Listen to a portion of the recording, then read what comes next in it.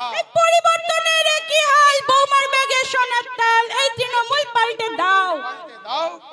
এই পরিবর্তনের কি হাল, বৌমার ব্যাগে সোনার তাল, এই তৃণমূল চলবে না।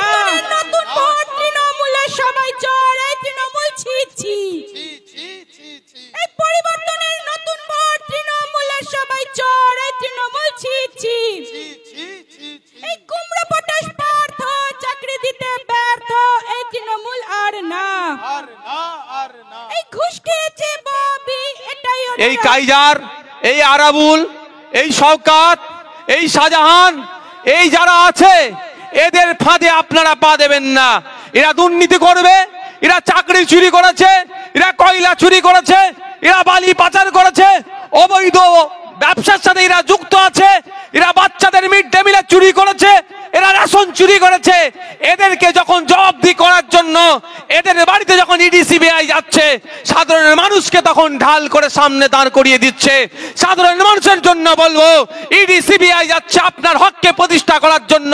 আপনার বাচ্চা ছেলের মিড ডে মিলে চুরি করেছে বলি ওর বাড়িতে ইডি গিয়েছিল তদন্ত করার জন্য। আপনার রেশন চুরি হয়েছে বলি ওর বাড়িতে গিয়েছিল। সুতরাং ওর সাথে আইনে আছে, আইনে বুঝাবুঝি হবে। আপনারা এর মধ্যখানে ঢুকবেন না। আপনাদেরকে সতর্ক করছি, সজাগ করছি। না হলে দিনের শেষে দেখুন শীতলকুচির দিকে তাকিয়ে 2.5 বছর হয়ে গেল মমতা ব্যানার্জি আর শীতলকুচির কথা মুখে নেয় না। উনার ভোটের দরকার ছিল, ভোট মিটে গেল, আর শীতলকুচির কথা ভাবে না। উনি সেই রেজওয়ানের কথা বলেছিলেন, ভোটের দরকার ছিল, মিটে গেছে, রেজওয়ানের কথা ভুলে গেলেন। সাচার কমিটি নিয়ে অনেক বড় বড় কথা বলতেন, ভোট মিটে গেছে, আর উনার প্রয়োজন নেই সাচার কমিটির কি যে রেকমেন্ডেশন গুলো আছে সেগুলোকে তোলা বা বাস্তবায়নের। তাই অনুরোধ করব আপনারা সজাগ সতর্ক থাকবেন। আমি সাথে এটাও বলবো, যদি অন্যায়ভাবে কাউকে তুলে নিয়ে যে অ্যারেস্ট করে, বিচার ব্যবস্থা আছো জীবিত আছে, আছো সজাগ আছে, তারা এখনো সিট ডাকা খাড়া রেখে তারা কাজ করে যাচ্ছে। যারা জাজেসরা আছেন তারা ভুল লোককে যদি তুলে নিয়ে যায় অবশ্যই তারা জামিন দিয়ে দেবে, বরঞ্চ বীর হয়ে বাইরে আসবে। তো আমাকে তো 41 দিন রেখেছিল, আপনারাই তো আমাকে আনতে গিয়েছিলেন। তাহলে যদি শাহজাহান সাহেবকে অ্যারেস্ট করতো কি করতো নাই বলতে পারবো না। যদি অ্যারেস্টও করে নেয়, উনি যদি চোর ডাকাত না হয়, উনি যদি রেশন চোর না হয়, উনি যদি বাচ্চাদের মিড ডে মিলে চুরি না করে থাকেন, উনি যদি এই যে রেশনের যে মালটা আছে পরিবর্তন করে খারাপ মাল না দিয়ে থাকে, তাহলে অসুবিধে কি আছে? যদি ভুলক্রমে উনাকে অ্যারেস্ট করে তাহলে উনি জামিন পেয়ে যাবে। আরে কদিন আগেই তো ফিরহাদ হাকিম সাহেবের বাড়িতে কত ঘন্টা ধরে মহল্লার আগে দেখেছিলেন, ফিরহাদ হাকিম সাহেবের বাড়িতে গিয়ে তল্লাশি চলছিল, কয়েক ঘন্টা ধরে তল্লাশি হলো, কিছু পাইনি, ফিরে চলে আসলো। তো ফিরহাদ হাকিম বাবুকে কি অ্যারেস্ট করে নিয়ে চলে গিয়েছিল?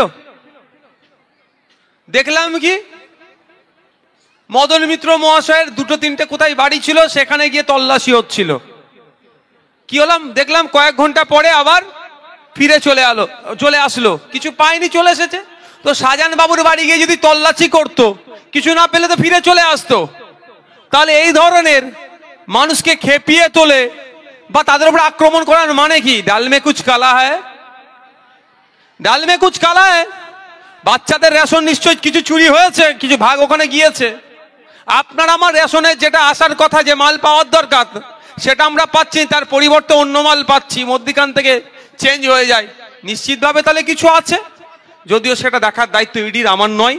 কোর্ট মনিটরিং আছে, নিশ্চিতভাবে আগামী দিনে দেখবে। কিন্তু আপনাদের আমি সজাগ সতর্ক করছি, আগামী দিনে আপনার এলাকা তো আসতে পারে।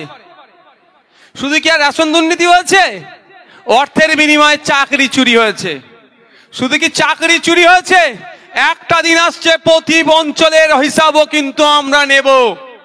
এখন আমাদের অল্প জন আছে বলে বলছে কি কাজ করতে দেব না, কোনো ভেঙে পড়ার জায়গা নাই, কাজ দিতেই হবে।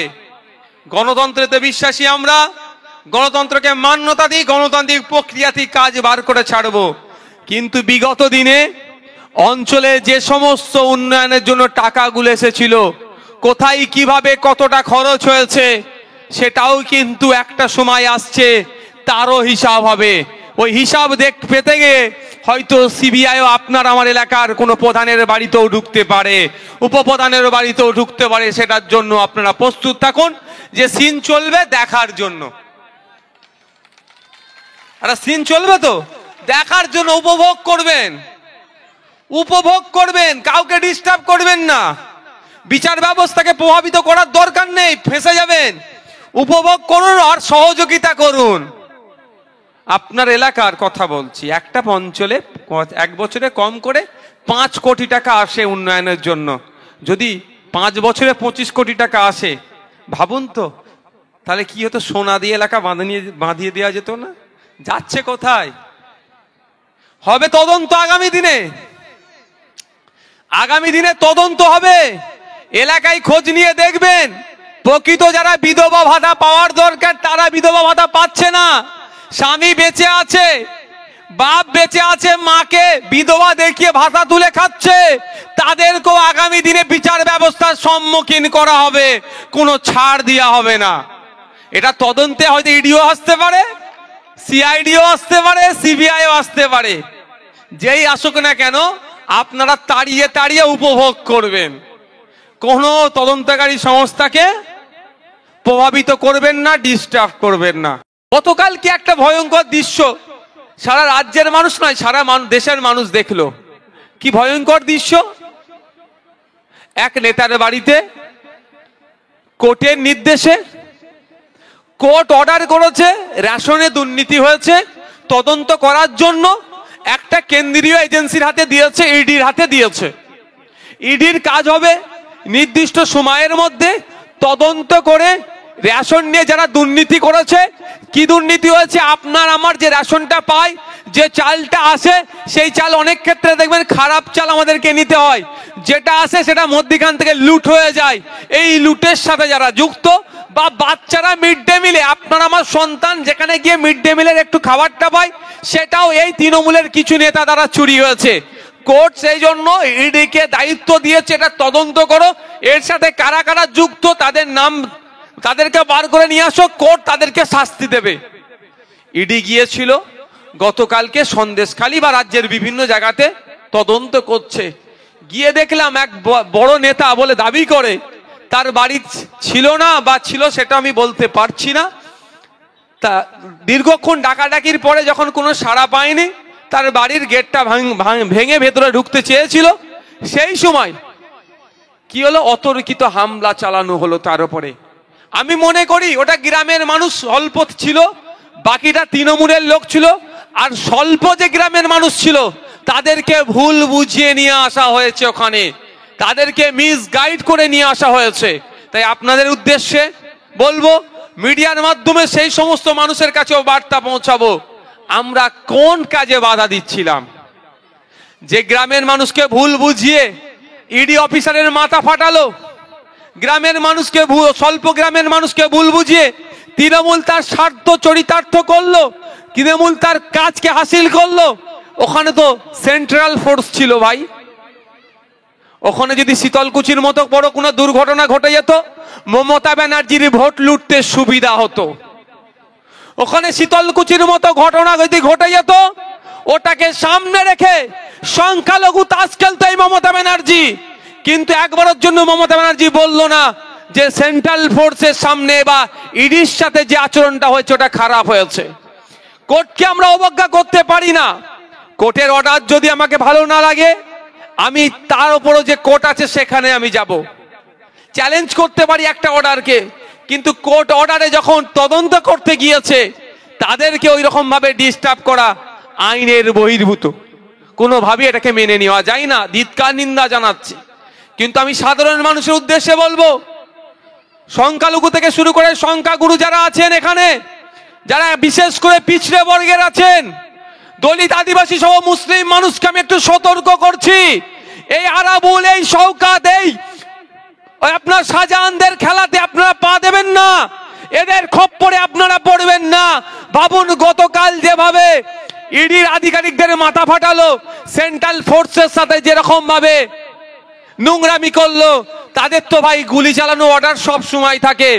যদি গুলি চালাতো, গুলিটা কে খেত? এই শওকাত, আরাবুল, শাহজাহান খেত, না আপনার পাড়াতে রাম রহিমের বুকে লাগতো? এ বলুন, ক্ষতিগ্রস্ত কারা হতো? এ আপনার পাড়ার রাম রহিম ক্ষতিগ্রস্ত হতো। 1 বছরের বেশি নয়, 2.5 বছর হতে যাচ্ছে। শীতলকুচির ঘটনা আমরা ভুলে যাচ্ছি না, তাদেরকে উৎসাহিত করে, তাদেরকে প্রভাবিত করে সেন্ট্রাল ফোর্সের দিকে পাঠিয়ে দিয়েছিল। সেখানে ডিস্টার্ব একটা হয়েছিল, একটা অরাজকতা হয়েছিল, ফলে সেখানে গুলি চালিয়েছিল। চারটে তাজা প্রাণ আমরা হারিয়েছিলাম। আমাদের ভাইকে আমাদের কাছ থেকে তারা কেড়ে নিয়েছিল। কারা কেড়েছে? আমি মনে করি শাসকের মদতে হয়েছিল। অনেক কথা তখন মমতা ব্যানার্জি বলেছিল, অনেক কথা তখন তৃণমূলের নেতারা বলেছিল। 2.5 বছর হয়ে গেল, ওই 4 জনের পরিবারের মধ্যে একজনও কিন্তু এখনো বিচার পায়নি, এটা মাথায় রাখবেন। গতকালকে যে ঘটনা ঘটেছে, আমি সিআরপিএফ এর যারা ওখানে জওয়ান ছিল তাদেরকে ধন্যবাদ জানাই, তাদের বুদ্ধিমত্তার পরিচয়কে আমি স্যালুট জানাই। তারা বুদ্ধিমত্তার সাথে তারা জিনিসটাকে হ্যান্ডেল করেছে, কোন রকম তারা এদের ফাঁদে পা দেয়নি। কিন্তু কতদিন ভাই, কতদিন এরকম চলতে থাকবে? যারা এখানে আছেন সংখ্যালঘু থেকে শুরু করে পিছড়ে বর্গের যারা আছেন তাদের উদ্দেশ্যে বলছি, সব সময় বলির বাগড়া আপনাদেরকে করা হয়। বড় নেতাদের আর টিকে খুঁজে পাওয়া যাচ্ছে না। খোঁজ নিয়ে দেখুন তো, কালকের পর থেকে সন্দেশখালী গ্রামে কজন আছে সাধারণ মানুষ?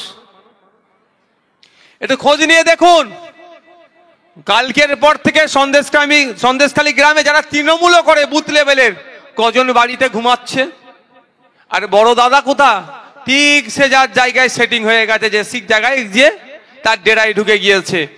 আর যারা গরিব মানুষ, যাদেরকে ফুলিয়ে ফুসিয়ে বিচার ব্যবস্থাকে প্রভাবিত করার চেষ্টা করছিল, তারা কোথায় আজকে দেখুন। গতকালকে একটা ভিডিও বাইট দেখলাম যে 5 জনকে নাকি অ্যারেস্ট করেছে, আর বেশ কয়েকজনকে পুলিশ নাকি অ্যারেস্ট করেছে। তারা বলছে আমরা শর্টবেরিয়াতে বাজার করতে গিয়েছিলাম, আমাদেরকে ধরেছে। এটা আমি তাদের কথা একদম মিথ্যা উড়িয়ে দিতে পারি না। কারণ আমাকে যখন গত বছর 21শে জানুয়ারি অ্যারেস্ট করেছিল আপনারা জানেন, সেই সময় কলকাতায় লেদার কমপ্লেক্স থানা বেশ কিছু মানুষকে অ্যারেস্ট করেছিল। তার মধ্যে সম্ভবত 4 থেকে 6 জন যারা একদম নির্দোষ, যারা লেদার কমপ্লেক্সে কাজ করে বাড়ি ফিরছিল, এই অপদার্থ থানার অফিসাররা তাদেরকে অ্যারেস্ট করে জেলে নিয়ে গিয়েছিল। তাই এদের ব্যর্থ অপদার্থতা ঢাকার জন্য অন্যজনকে ধরে, এটা নতুন কিছু নয়। এই ধরনের অনেক ঘটনা ঘটে। তো কি হলো, কারা ক্ষতিগ্রস্ত হলো? ওই সাধারণ মানুষেরা যারা বাজার করতে গিয়েছিল। দেখতে থাকুন, মেন যে হোতা যাদের নেতৃত্বে ওই ধরনের ইডির মাথা ফাটিয়েছে বা কেন্দ্রীয় ফোর্স জওয়ানদেরকে যারা ডিস্টার্ব করেছে, তারা দেখবেন সাইড হয়ে যাবে। আর সাধারণ মানুষ যাদেরকে ফুলিয়ে ফুসিয়ে নিয়ে গিয়েছিল, তাদের মুখ দেখে দেখে তারা অ্যারেস্ট হবে। তাই আপনাদের বলবো সজাগ থাকবেন, সতর্ক থাকবেন। দেখুন বন্ধুগণ, আমাদের উপরে শাসকের এত রাগ কেন? কোনো সময় আইএসএফ নওশাদ সিদ্দিকী বিজেপির দালাল, কোনো সময় আইএসএফ নওশাদ সিদ্দিকী মুসলমানদের দল হয়ে যাচ্ছে। কারণ কি? আমরা যখন ওয়াকফ সম্পত্তি উদ্ধারের কথা বলছি, আনিসকে কেন হত্যা করা হলো তার জবাব চাইছি। রমজান মাসে ঘুমটা টেনে ইফতার করলে হবে না। ইফতারের সময় যে ফলটা খাচ্ছে, দাম যখন আকাশ ছোঁয়া যায়, এটা কমাতে হবে, এ কথা বলছি। আমরা বলছি সংখ্যালঘু ছেলে মেয়েদের উচ্চ শিক্ষায় শিক্ষিত করার ব্যবস্থা করে দিতে হবে। সংখ্যালঘু এলাকাতে মদের দোকানগুলো, শুধু সংখ্যালঘু নয় সংখ্যাগুরু সব জায়গার কথাই বলছি, মদের দোকান বেড়ে যাচ্ছে, স্কুলের সংখ্যা বরঞ্চ বন্ধ হয়ে যাচ্ছে কেন? এই যখন প্রশ্ন করছি, তখনই নওশাদ সিদ্দিকী বিজেপির দালাল হয়ে যাচ্ছে, আইএসএফ বিজেপির দালাল হয়ে যাচ্ছে। যখন আমি বলছি হিন্দু ভাইদের দেবত্ব সম্পত্তি যেটা হস্তান্তর যোগ্য নয়, যেটা বিক্রি করা যায় না, হিন্দু সমাজের পূর্বপুরুষেরা দেবদেবীর নামে কিছু সম্পত্তি উৎসর্গ করে গিয়েছে। ওই যেমন মুসলিম সমাজের পূর্বপুরুষেরা মাদ্রাসা মসজিদের নামে সম্পত্তি উৎসর্গ করে গিয়েছে, ওয়াকফ সম্পত্তি আমরা বলি, ঠিক হিন্দু সমাজে ওটাকে বলে দেবত্ব সম্পত্তি। তো ওই দুটো সম্পত্তির কথাই বলছি, বিক্রি করা যায় না। কিন্তু এই সরকারের আমলে এসে দেবত্ব সম্পত্তিও বিক্রি হয়ে যাচ্ছে, ওয়াকফ সম্পত্তিও বিক্রি হয়ে যাচ্ছে, রিফিউজি ল্যান্ডও বিক্রি হয়ে যাচ্ছে। তো যখনই আমরা দেবত্ব সম্পত্তি উদ্ধারের কথা বলি, কেন দেবত্ব সম্পত্তি বিক্রি হয়ে যাচ্ছে? এই বিষ্ণুপুরের বিদ্যুৎ মণ্ডলকে হত্যা করা হলো কেন? যখন এ কথা বলি, যখন এসটি এসসি কোটাতে নন এসটি এসসিরা চাকরি পাচ্ছে কেন? তাদের কোটাতে তাদেরকে চাকরি দেওয়া হোক, এ কথা বলি। যখন আমার হিন্দু সমাজের মা বোনেদের, বাপ ভাইদের আর্থসামাজিক মান উন্নয়নের দাবি করি, তখনই নওশাদ সিদ্দিকীরা বা এসে মুসলমানদের দল হয়ে যাচ্ছে।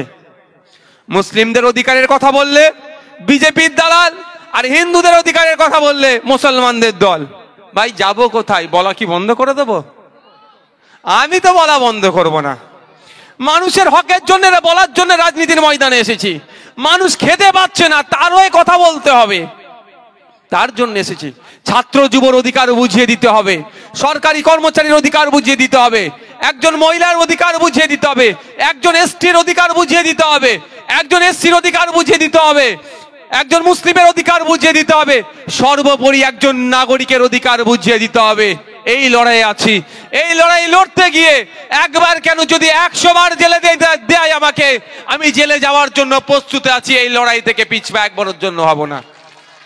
আমরা স্টেজ থেকে বড় বড় কথা বলি, স্বাধীনতা সংগ্রামী ক্ষুদিরাম বসুর জীবনী কথা বলি, তার আত্মবলিদানের কথা বলি, প্রফুল্ল চাকির আত্মবলিদানের কথা বলি, আপনার প্রীতিলতা ওয়াদ্দেদারের আত্মবলিদানের কথা বলি, আশফাকুল্লাহর আত্মবলিদানের কথা বলি, ভগৎ সিং এর আত্মবলিদানের কথা বলি, তাহলে আমরা যদি ভয়ে পিছপা হয়ে যাই, তাহলে সেই সমস্ত স্বাধীনতা সংগ্রামীদের আত্মবলিদানের কথা বলা আমাদের মুখ থেকে বলা মানে আমার মনে হয় তো তাদেরকে অপমান করা হচ্ছে।